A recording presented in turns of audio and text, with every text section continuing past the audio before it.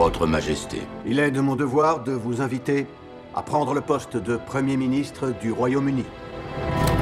Je m'adresse à vous pour la première fois en tant que Premier ministre. Le personnage de Churchill fait partie des rares personnages dans l'histoire qui ont une tonalité match à cause de leur personnalité. Ça donne une coloration, quelque chose qui nous a donné envie d'explorer sa vie. Et c'est un petit peu ce que nous avons tenté de faire dans ce numéro spécial. Les Allemands ont encerclé 60 divisions britanniques et françaises. Nous allons assister à l'effondrement de l'Europe de l'Ouest dans les prochains jours.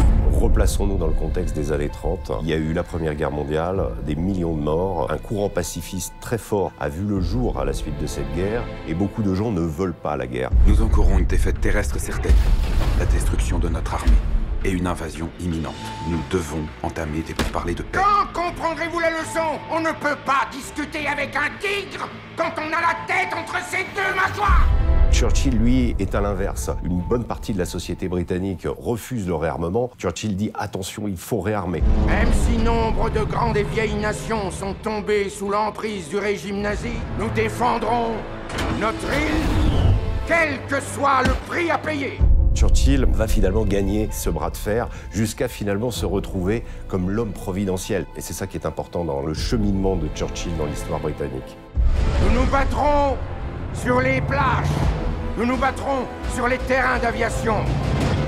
Nous ne nous rendrons jamais. Le hors-série, comme le film, traite de ces heures sombres. C'est Churchill dans la montée à la guerre d'abord et ensuite dans l'idée de résistance qu'il va incarner tout au long de ce conflit pendant ces 4 années. Ça le montre à travers justement ces années les plus difficiles qui vont faire sa légende.